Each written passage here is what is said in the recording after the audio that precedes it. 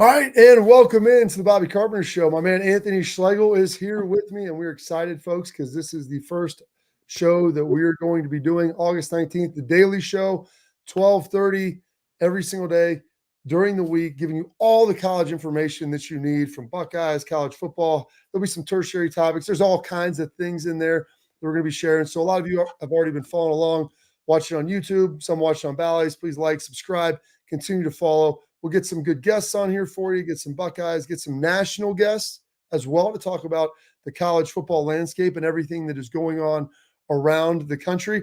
But first, Legs, talking about a little bit about Ohio State's training camp. What's going on?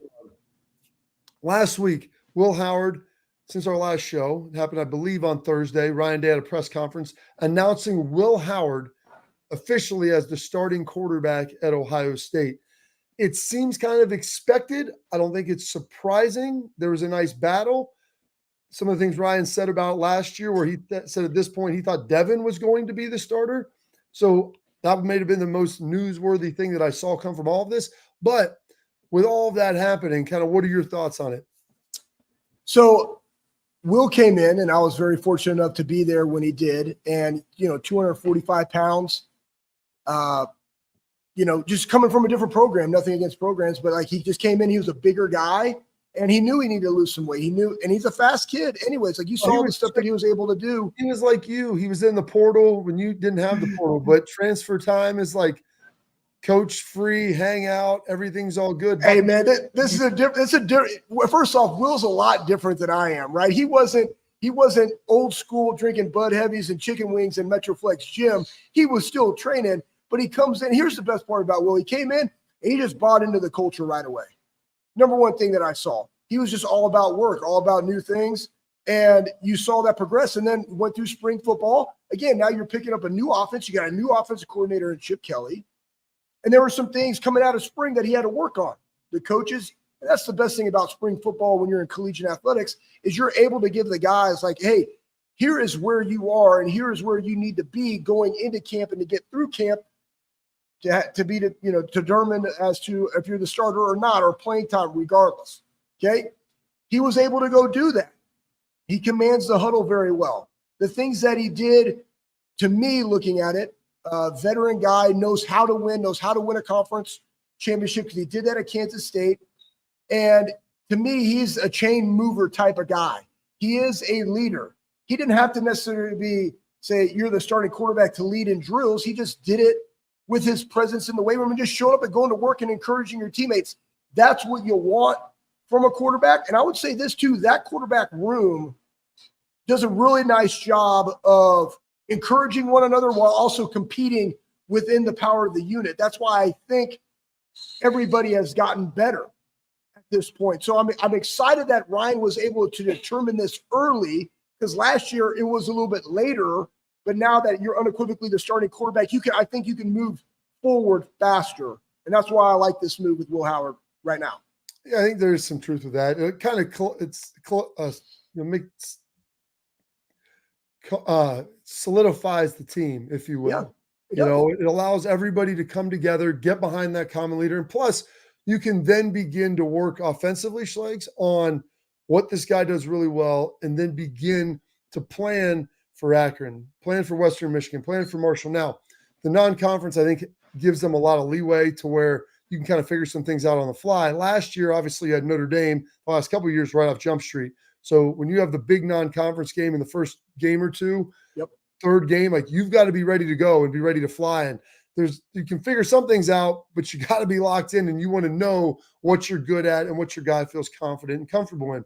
So for Will, that I think was a big piece for him. Getting a chance, obviously, to be able to do that. That was huge. Very, very excited for him with that situation. Also, got a little bit of news, the offensive line. Like that's something they've been kind of battling for a while, trying to figure out who that right guard is going to be. And they've had this sickness thing in their Schlegs where, those guys have been kind of bouncing around a little bit. So with this, one of the things that's funny, they had some like kids illnesses flowing through them. It looks a little bit, I feel like Tegra Shabola is probably got the lead at that right guard now, probably maybe get the first crack. We'll see how that shakes out. Carson Hinsman, obviously one of the other guys that has been really competing hard as of late. And we'll see where all this goes. But I think right now I'd feel more confident that Tegra will be that guy, but they still have some more time. And let's be honest, playing guard isn't quite like playing quarterback. So there's the ability to maybe rotate some guys in. You want to have that continuity up there, but it also isn't going to hurt quite as bad. Well, here's the thing, guys. 2004, we rushed, or excuse me, last year, 2023, we rushed for 4.2 yards per carry. That's the worst since 2004. That's terrible. Yeah. When you're Ohio State. That's terrible. And that's why I'm not saying that's the deciding factor as to why Will Howard is the starting quarterback. I think Will's going to be phenomenal because now he can. At Kansas State, Will had to be the Superman. Yeah. Now you don't. You got to be. You're the assist man. You're the point guard on the field because you got Trevion, you got Q, you got all the wide receivers in the world, you got tight ends. Like you just distribute the ball and take care of the ball and also move the chains. Now, when you go look at this choice, and again, Tegra, to me right now, like this is the deciding year for Coach Fry and Chip Kelly's first year to be able to evaluate him into what does this line do moving forward. We've already talked about some of the misses on the offensive line in recruiting. And there's a guy that just got his black stripe off, Ian Moore. I absolutely love Ian Moore. I think Ian Moore is going to be an alpha dog. And they got some twins, the Armstrong twins from St. Ed's, that are freaking dudes, man. Okay, so I'm twin dudes, not Twin Peaks, Bob, twin dudes. Anyways, that being said, here's the thing. They were talking about Tegra, and I'm going to give you guys a snippet. There was a guy here that played Andrew Norwell. Andrew Not the White Rhino? No. He was the White Buffalo. It was Tatanka. I gave that name a long time ago. He was 6'8", but he was a mauler. And Chip's kind of comments about Tegra was this, and that he is a big man and he wants big men to move smaller people. Like he just wants that. And he's long. He is long, man. So the ability to bend and get to the second level, right? That's a competitive advantage. To me, this is all I want to see. All I want to see from our offensive line. I want to see alphas. I want to see gas station ready. They know it. I've talked to them about it. I want to see Fryer. I want to see Donnie. I want to see Josh, right? And I want to see Seth and whoever the guard is. Listen, man, gas station freaking ready, right? Leave no doubt. Take them out every play. You rushed for 4.2 last year. Like, what are you going to do this year with the backs that we got, the quarterback that we got? What are you going to do? That's all I care about.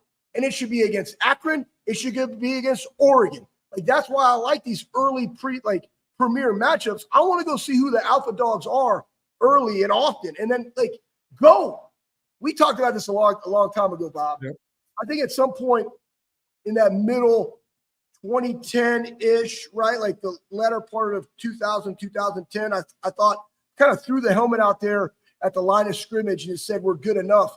I want to see consistency up front, both sides, that we are the alphas of college football. That's it. That's all I want to see. That's all I care about. And honestly, that's how I'm going to grade them the entire year because I think that they want that, but now the pressure's on them. It is going to be on them, but you mentioned you got Travion Henderson, Quinshon Judkins, Peoples. They've got some pretty nice running backs, and then Will is going to be that lead quarterback. Ryan came out and said he's going to be the starter against Akron. That's who they open up with. Last year, they waffled a little bit and got Devin some work. Now, and here's the thing, Schleich, you got to realize this. I can't imagine a scenario where Will Howard is playing the entirety of the game week 1, week 2, week 3. If he is, that's a bad situation for Ohio State. For sure. I would like to believe that you're going to have at least many of the starters out, one or series into the second half. And so with that, who's that second quarterback coming in? How do you leave the starting receivers and O-line with them in for a series or two? Like, how does that all play out? And so that's one of the things that as we see Will Howard being the starter, how is that going to progress and how are they going to monitor that here through the entirety of the time?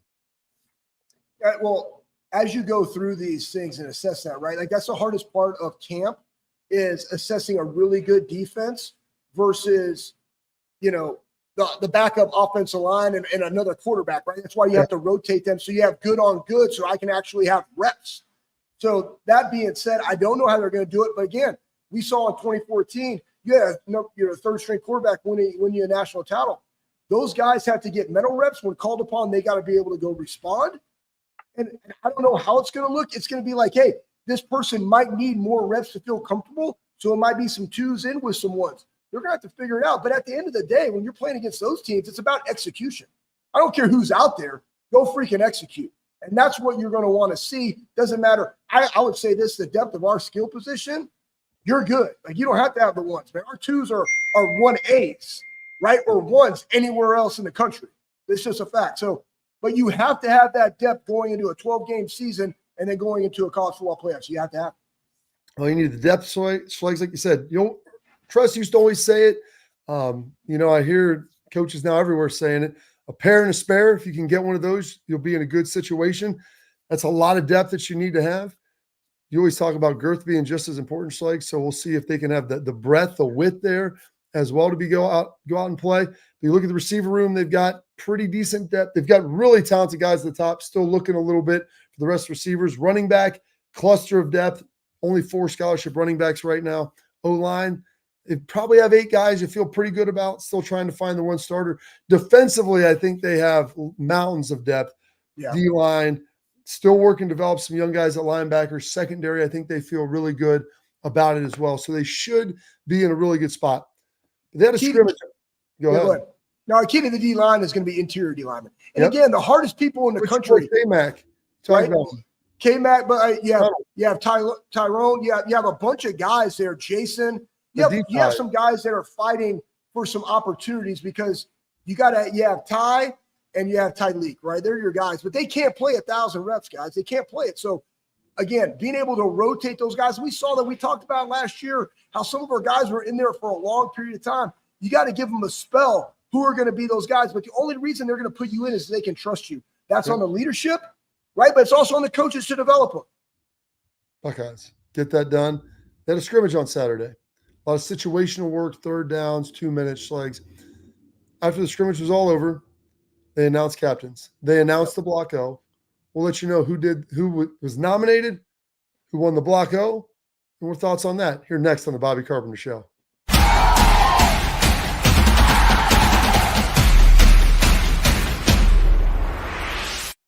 We were called soft last year. You don't want to be soft, especially when you come to the playoffs. So that's going to be a process throughout this season of establishing us as a harder team here in the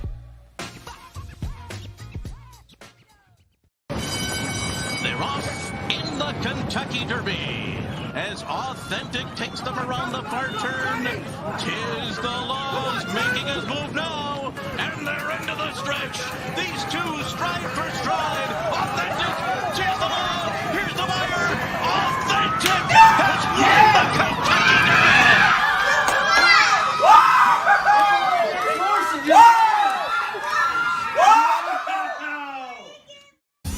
I don't buy into this nonsense, this conspiracy nonsense that he's got his money and he's dogging it. That's ridiculous.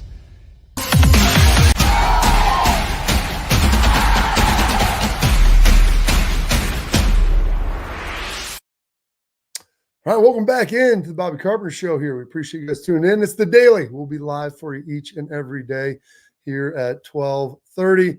You know, it's like Aaron L. Bally's here in the evening, so you're watching there as well. We really appreciate it. Ohio State, 4 captains named, 2 offense, 2 defense. Usually you see a pretty even breakdown like this. Historically, I've always been kind of for a 3 to 5 guy captain, and maybe even as few as 2, depending. I've always been a player voting for captains, not coaches picking them because it's the players' team. Those guys should have a say in who it is, and they're the ones that have to follow them and respect that leadership.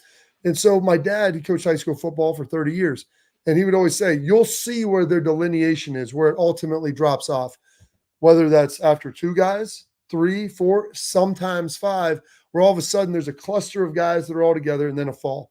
So this year Ohio State has 4. Urban used to always have like 7, 8, 9 guys.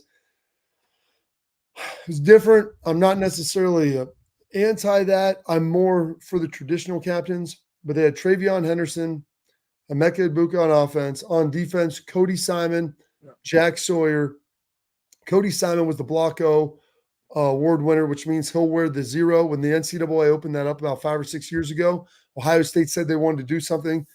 Since that 0 looks like a block O, we're going to do that of the block O to honor Bill Willis, who wore number 99, NFL Hall of Famer, one of the first African-American players to play in the NFL, tremendous player at Ohio State, and played for the Cleveland Browns as well. So that's in honor of him and someone that exemplifies toughness, hard work, after like all the intangibles that you want. And so that was Cody Simon this year as well.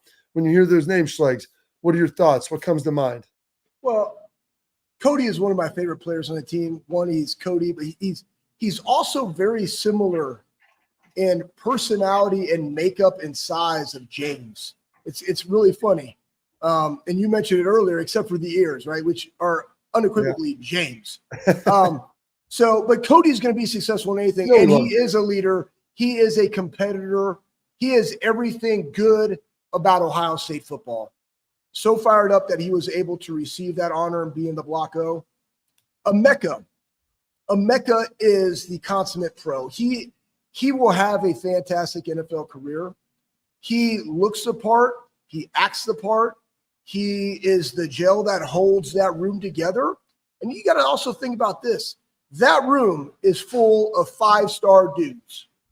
How do you have a room full of 5-star dudes that don't just like squabble for the shakes of Longshank's table, right? The scraps, because there's only one football. Yeah. And we got 4 running backs that are dudes, 2 that could potentially be high draft picks, and a quarterback that also runs, and there's one football, right? In a group of 5 stars. He's kind of that glue that holds it all together because he understands the bigger picture because he was around that with all the first-round draft picks and competitive excellence. He knows that. He is Heartline's voice in the locker room and on the sideline. Jack Sawyer, Columbus guy, I want you to expand upon him. Super fired up for him and means a lot, especially being from here. And then Trevion, I thought was, fantastic because the guys got to see Trevion, one, his growth and everything that he's done spiritually, but also the way he's handled Q coming in, right? The leading rusher in the SEC now coming on board with you and their competitive excellence within themselves. And in that room, he's done a phenomenal job.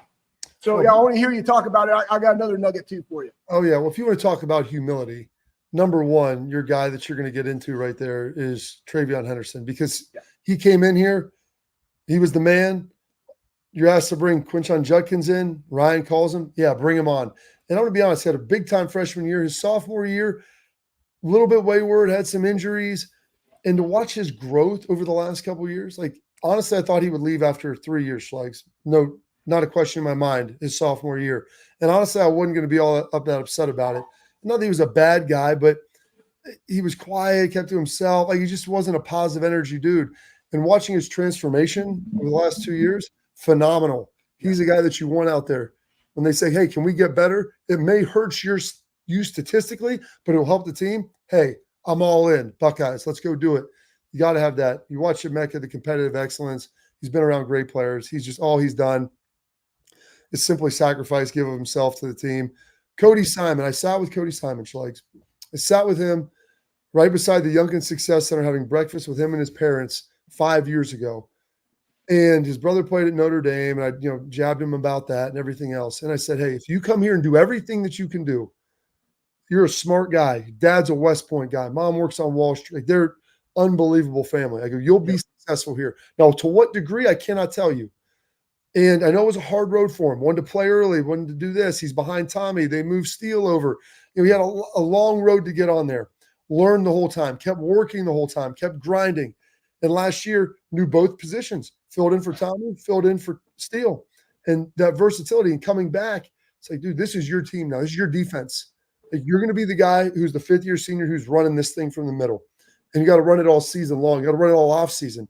We watched him do that. You were a part of that. You saw him in there in the weight room and how impressive that was. And then Jack Sawyer, him being a local guy, being somebody who is – he's kind of the big physical presence. Like, you always have to have a lineman, offensive or defensive lineman, it seems like, as a captain, because you need somebody that's kind of physically imposing, that can lean in a little bit on everybody else. And I feel like Jack can be that guy. He's a local guy. That defensive line unit is incredibly strong. And so he's going to really help round all that out. Yep. Now, it's interesting, Schlegs, as we talk about this. We had 4 captains our senior year in 2005, heavy senior team, especially on defense. Yeah. Bob Sims and Nick Mangold, 2 O-linemen that we had as captains, then Nate, Sally, and AJ.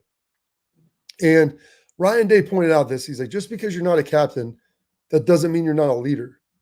And I always go to the old adage, since we're pulling out Braveheart quotes today, men don't follow titles, they follow courage. Yes. And like Lathan Ransom, JT as well, Donovan Jackson, Fryer, like these guys, Denzel Burke, who's made unbelievable transformations too. Like all of those guys are still leaders. Just Yes. you're not wearing a C, that doesn't take away from that. And so that's going to be the challenge, to watch those guys, how every one of them, Schlegs, finds their niche. And they've done that through the offseason and continue to grow, making sure they can control that locker room and ultimately have the season that they want to have. Yeah, IGB is another one, right? And we were the same thing. Like, being a captain is one of the greatest honors I've ever received when I was named captain at the Air Force Academy. And you're at Ohio State, and I wasn't a captain. But, Bob, you're a leader. I'm a leader. Regardless of what you do, people are watching you, especially when you play. I'm just highlighting IGB, and you already touched on Lathan. And Denzel's done a phenomenal job and has really led that BIA. And even Caleb just transferring in. Like, it doesn't matter how long you've been here. I was a transfer too. It doesn't matter how long you've been wearing the scarlet and gray. They're all into the culture. They're all into being a Buckeye. You're going to be a leader. And how do you set that tone? Well, you do it by your work. You do it by the way you prepare. You do it by the way that you practice. IGB is one of those guys where his intensity and his competitiveness on the field juices everybody else up, man. Like, you can tell, like, we're having a day-to-day, boys. Like, it's early in practice. We're having a day. He's got his, like, jersey all tucked up, and he's just wiry, long. He's 6'1", right? Abs showing, and he's just competing his face off. You know it's going to be a day, right? Then you guess who else has won? J.J. Smith's won. Carnell Tate's won. Brandon Ennis is one. Like, that's where the offseason, right? That's where the offseason is so critical, and how I was against guys enrolling early, but now I'm not, once I got to see just basically the submersion into the culture from them. But the way you value somebody to begin the process is in the offseason and how they handle their work day in and day out. Then you get to go do something that you love to do, which is put on the pads and play football. How does that carry over? Are you the same guy in the weight room as you are on the field in terms of your grit and your competitiveness? And if the answer is yes, you're a leader of that team. There's other guys on there, Toby Wilson, Kevin Wilson's son. Like, he's Nacho Libre, as I called him. He's phenomenal. Guess what? Not a starter, right? Probably third on the depth chart, going to be playing practice squad. You can be a leader. You got to go give looks. You're a senior. That's leadership, man. And those are the things that I think sometimes get lost in the mix when we evaluate people's success in college athletics. Like, to me, like, Toby's successful because of all the things that he's learning, that he's giving to his teammates, and how he takes that and transfers that probably to be a coach at some point in the future. That's what team sports, that's what football does. It's awesome to see. It's awesome to witness. It's also awesome to be a part of as you develop them. Absolutely. Well, hey, got captains, got a great group of leaders. This Buckeye team is going to be fun. You're going to want to see all the games, and you're definitely not going to want to miss a game for a wedding. Weddings in the fall, avoid them. There's one date, though, you're going to particularly avoid. Find out what that one is next here on the Bobby Carpenter Show.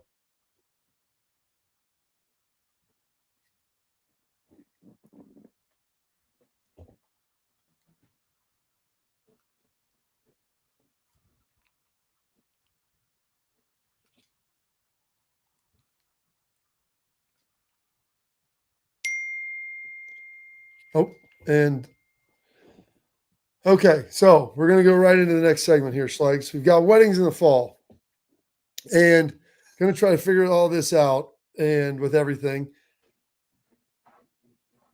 number one, what are your thoughts? Like, you got married on Valentine's Day because you said you wanted to make sure. Let's talk about this. I want to give everybody out there a side nugget tip. Male or female, doesn't matter. Okay. I can remember when I asked my wife out to be my girlfriend. You know the day? Cinco de Mayo. Why? True. I'm from Texas, and I love Mexican food. So guess what? I've been with her for 27 years. I haven't forgot it. Let's go to Pepper's, drink some spicy margs, have some fajitas, como te llama. Okay. Then I asked her out I proposed on December 20th. Her dog's name was Peaches. That's the day that they always gave the dog its pill, but I remembered it because I was there all the time. Peaches. That, as a dog, it was a golden retriever. Like a stripper, Schlegs. Yeah, could be, but no, it was a dog. Okay, it was a I think it was a lab golden retriever mix. Anyways, December 20th, I remember it.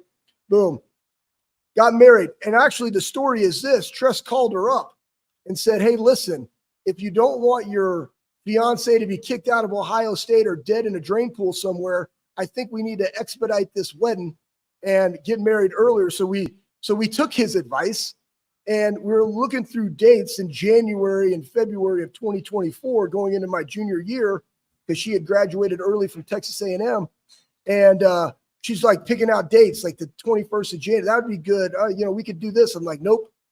February 14th. Oh, you're so romantic. Absolutely, I am. No, I kill two birds with one stone, and I never forget it. That's the point, people, right? Think about days that you will always remember. Think about it. Yeah, price it, flowers are a little bit more, but I just buy one set of flowers, guys. It's beautiful, and I'm romantic.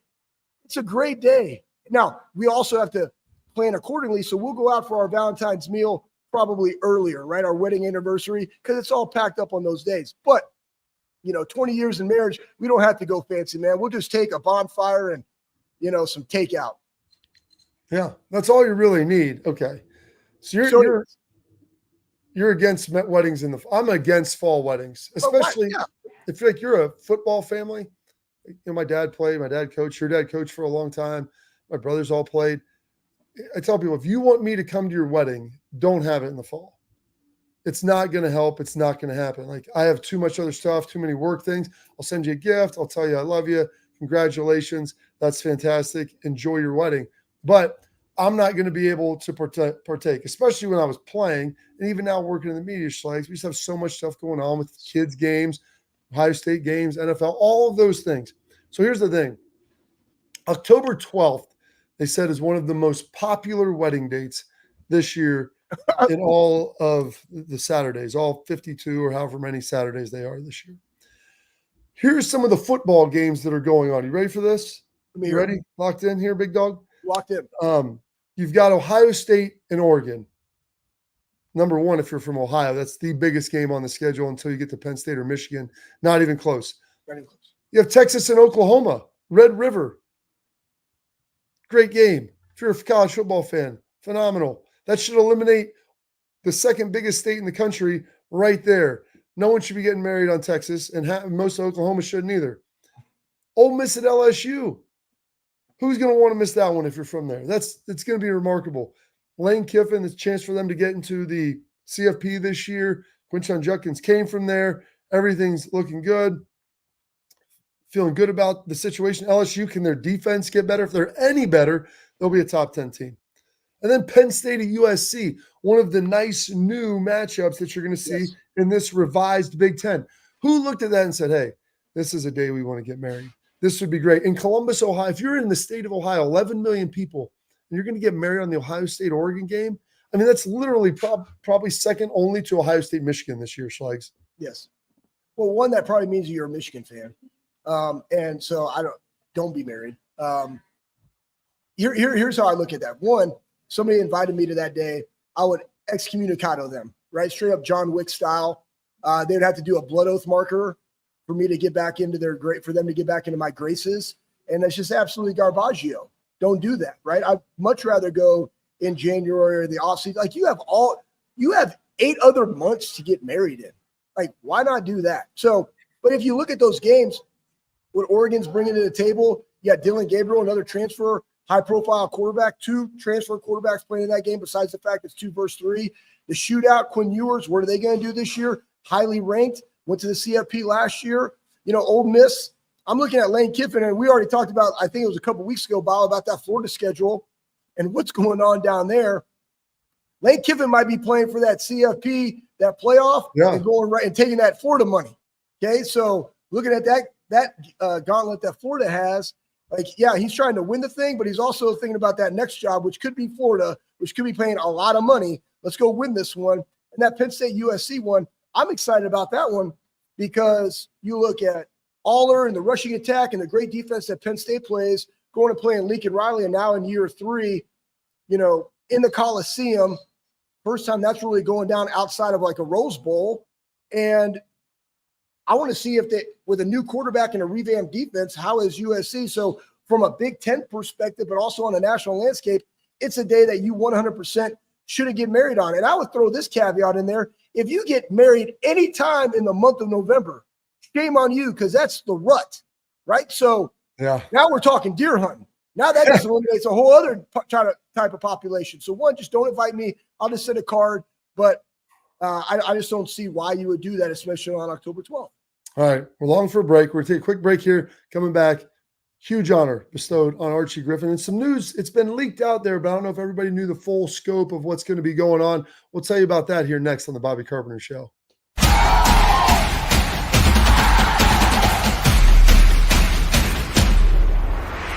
Well, how do they know I'm doing this? Did somebody leak this out? It's social media. Oh. It's just, that's the way social media works now.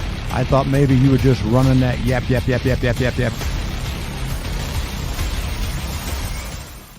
Welcome to Big Play, a sports media team that started back in 2014, and now we're not in a garage. Look at us, incorporating some of Cleveland's favorite sports personalities, bringing you fun and compelling content from downtown Cleveland. Coming to you live from the shores of Lake Erie and Burke Lakefront Airport, join Team Big Play for all the best sports talk in Ohio. Check us out on social media at Big Play, bringing you fun and compelling content from downtown Cleveland. Anthony Schlegel, just how physical he was. You saw the girth and the power and everything he was bringing to the table, especially when he was a nice beefy 255 playing middle linebacker.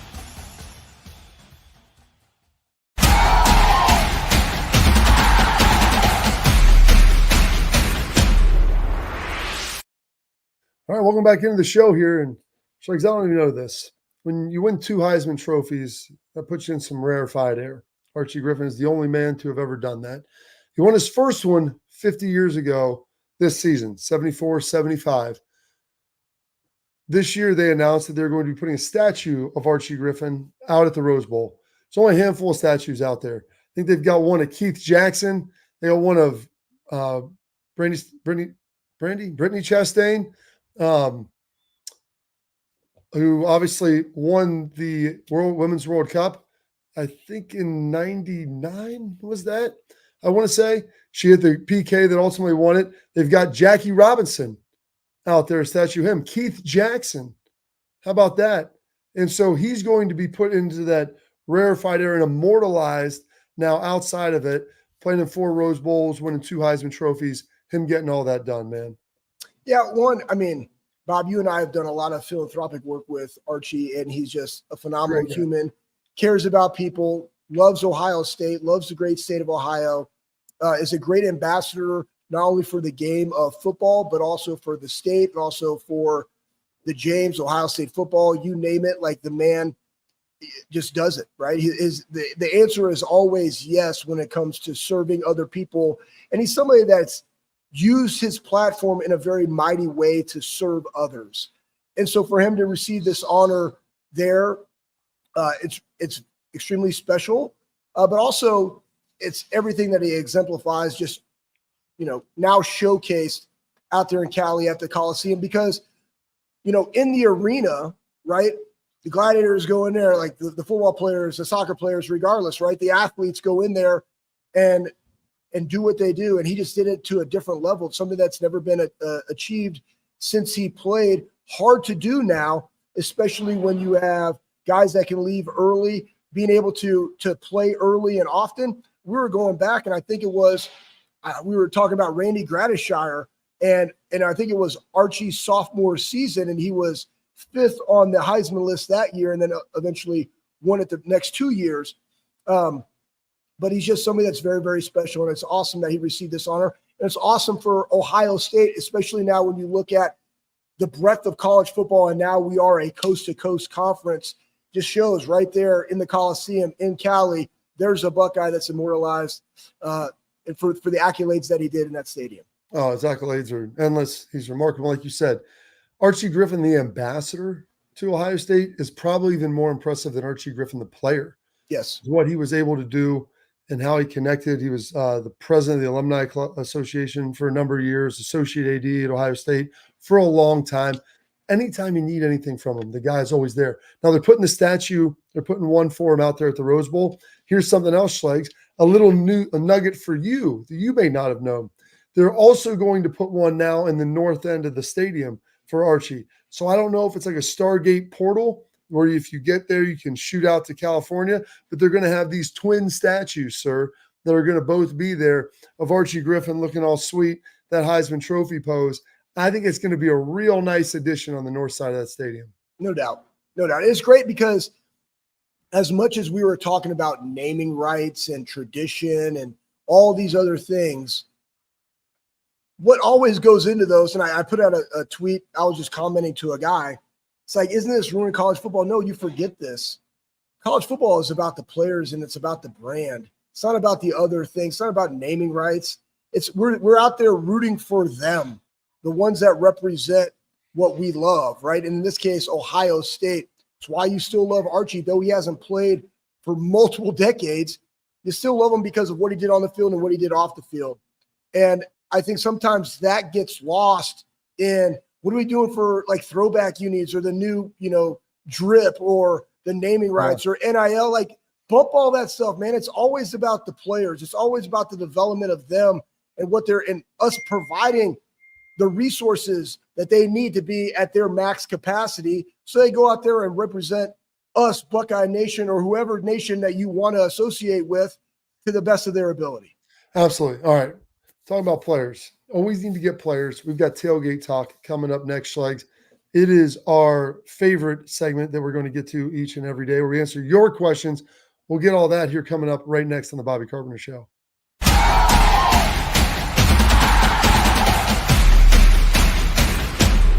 We were called soft last year. You don't want to be soft, especially when you come to the playoffs. So that's going to be a process throughout this season of establishing us as a harder team here in the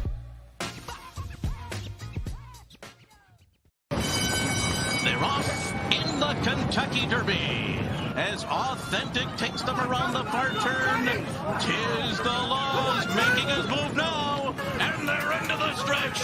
These two stride for stride. Authentic, 'tis the Law. Here's the wire. Authentic has won the Kentucky Derby.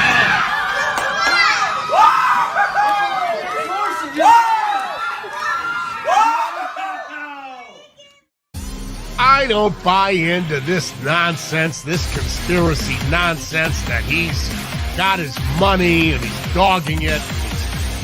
That's ridiculous.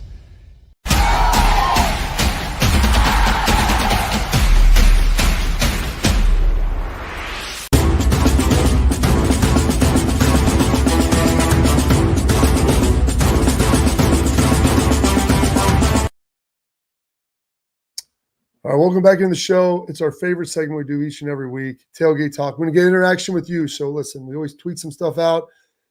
You can respond to that on Twitter. You can send in comments to Schlegs and I. We'd love to hear them. Or you can comment right here in YouTube as we go along so we can continue to get that interaction. But Tailgate Talk is brought to you by our friends at Garage Beer. It's the beer that's perfect for any occasion, especially in the summer. Cookout, Garage Beer. Family reunion, Garage Beer. Doing yard work, Garage Beer. Whether you're cruising around in the Ohio River like I do, drink some Garage Beer there as well. Go buy some Garage Beer. It's beer-flavored beer, Schlegs. And you had some yesterday with me. It was a little bit of a lime. I did. Exotic. It was nice. It was delicious. I was like, man, I would like some more, but I stopped. Yeah, we were down at Hopefield, man. Like their pizzas were legit. I love the corner pieces. That's all I ate. I was like, that and Garage Beer worked really well. Fantastic. All right, Schlegs. So Ohio State missed on a couple of offensive line recruits, some big-time guys out of the South. One of them was out of Charlotte. I believe Marshall was his name. He's going to Tennessee. There's kind of Ohio State and Tennessee down at the end. I think proximity mattered a lot in this because people are like, well, more money or this or that. They throw a Justin Fry. You can't recruit him. Like Justin Fry's, I think he's doing fine. Now, he's got to land some of these guys, but I wouldn't say it's exclusive to him not being a good recruiter. He's got to find a way to close up on some of these big guys. But the conversation talking about that is, how do you address the O-line recruiting? You got to think Ohio State's I think they have 10 offensive linemen in the NFL. That's like third or fourth most among all schools. But is there a problem with the Schlegs? Is there a problem with the development? How do you solve potentially this offensive line perceived recruiting problem? Well, I mean, Bob, I think you were just at an event with Troy raising NIL dollars specifically for the offensive line. Is that correct? That's true. But that's not how you do it, guys. It's all about fits. It's about who aligns with our program. And I understand that everybody goes after the stars. And there's a comment that I think it was Troy or somebody else was just commenting about up front. And I mentioned it earlier in it. I don't care about stars up front, because you guys got to remember the offensive line is probably the one unit that requires the most development. Very difficult to start on the offensive line as a freshman. I do really like the Anderson twins. I really, really like Ian Moore. So I thought, like, right there, as far as like those three in this last class have been very, very good. I'm excited to see how they develop and add value on the field. So how do you assess it? One, you can't lose your in-state guys. There's a lot of development here, a lot of great players in the state of Ohio. Can't miss on them. When proximity is an issue or money is an issue, sometimes, guys, it boils down, do you actually want them in the program if they literally are going to go somewhere else for $250,000 more and don't understand all the other things that Ohio State can offer? Like, that's also part of the selling point that I think sometimes we just got to go spend money and get them all. Like, sometimes it's about getting the right guys. Money's part of it. Proximity is some things you can't change. Fry does a good job developing. Mickey does a great job of developing. Schlegs, you've been a part of it. They will continue to do a good job with that. Hey, we're going to have to hit another break here, Schlegs, coming right up, because we have some quick hitters that we want to bang out here before. And there's some interesting things that you're going to want to hear about your guy, maybe Mr. Jim Harbaugh. We'll get that here next on the Bobby Carpenter Show.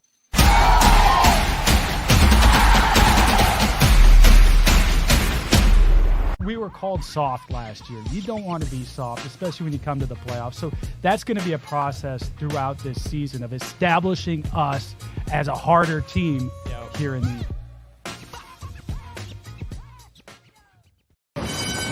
They're off in the Kentucky Derby as Authentic takes them around the far turn. Tis the Laws making his move now, and they're into the stretch. These two stride for stride. Authentic, tis the Law. Here's the wire. Authentic has won the Kentucky Derby.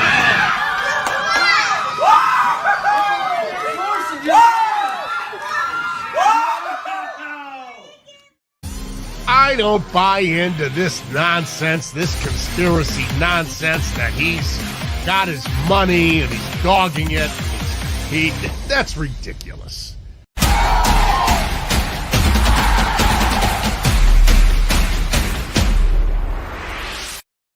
All right, we got some quick hitters, but before we hit the quick hitters, I want to remind you, Affinity Whole Health. My friends over there have been a patient there for 7 years. They've been fantastic. They offer personalized treatment plans to help you feel better, whether it's weight loss, low energy, low libido, want to add some muscle mass. They can do all of that for you. Affinity Whole Health, they provide expert guidance to help you safely reach all of those goals. They've got Ohio covered, Cleveland offices in Cleveland, offices in Columbus, Indy, Chicago. They're expanding everywhere. So don't wait any longer. Go set up your free consult over there by going to affinityWholeHealth.com. Tell them I sent you. They're my friends. They're good folks over there. All right, Schlegs, we got some quick hitters we're going to throw at you here. All right. Jim Harbaugh, former Michigan coach, won him a national championship last year, left and went to coach the Los Angeles Chargers. He was supposed to come back and be their honorary captain in week 1. Now, normally you'd say, hey, you'd honor a guy that won a national championship for you, but a guy that abruptly left afterward and has everything kind of tied to him seemed a little bit interesting. Shocked and surprised to see that. Now they came back and said, you know what? They're not going to do it because he wants to stay laser focused on the Chargers and everything they have going on. Is that the real truth? I would say this. It's the fact, and it was funny, Sharon Moore was like, instead of taking the long bow, right, he decided to stay with the Chargers and be laser focused. I think it's a little bit of trying to separate the incidences, right? Why keep bringing more attention to it? You've already addressed it. You're in the NFL. You're not coming back to college football. It's fine. We won a national championship last year regardless. Charge it to winning. We're good. That's probably the story. Well, I think that is the real truth, is the fact that they've received so much negative attention. Now, the stuff that's come down already, that was not even the Connor Stallion stuff, Schlegs. That was about the impermissible recruiting. And he has this thing like never lie, never cheat, never steal. If you stumble, apologize. Today, I do not apologize. But it's factually accurate. Now, we can argue whether the rules are ridiculous, because I think some of those were, but everybody else was abiding by them, at least trying to during COVID. They were not. So there's obviously that issue. The Connor Stallions and the sign stealing stuff hasn't even come out yet. And so all you're doing is drawing more negative attention to your program right now. And Sharon Moore's in a pretty tough spot. You just won a national championship. You had like 30 some odd seniors leave the program, so many starters, including your quarterback, most of your offensive line. I think they're going to have some bumps this year. And that's why I saw that. I'm like, I have no problem honoring Jim Harbaugh. I just don't think that that's the way you want to do it in the time. You got to let some things breathe a little bit in life. And then bring him back right after, to me, is a little bit like, you're going to name Nick Saban the field after him, like the year after he's gone. Like, let that thing open up, let it breathe a little bit, give it a couple of years. And especially with this, because there's so many issues that are swirling around Jim Schlegs. That's why I was surprised that they did that. Yeah. Well, I mean, I was surprised that they even mentioned that they didn't think through the process of and the backlash that would happen when they said that initially. I mean, honestly, you don't want any more attention. He doesn't want any more attention. Why even bring it up in the first place? Somehow they don't have a whiteboard and vet these problems. I don't know what's going on there, but somebody needs to talk to their PR department as to how you handle these things moving forward. Well, Schlegs, you're the guy. I mean, your standard operating procedures, crisis management. I mean, you can do it all. You, Schlegs, should be the guy that they ultimately. I can never work up there. No, that's a hard no. Thank you. No, Schlegs, you said for enough money, you'd be willing to try anything once. That's false. That's false. Listen, Schlegs, you said there's honor in the dollar. Okay. And whatever that means, you take care of business, whatever it took. Well, thank you, Schlegs, for doing this first daily show. Got a couple hiccups, got some things going on, folks, but we really appreciate you tuning in. Content will be rolling at you daily. College football, things from around the state, things from around Ohio State, all the news you need. Thank you for tuning in this time here on the Bobby Carpenter Show.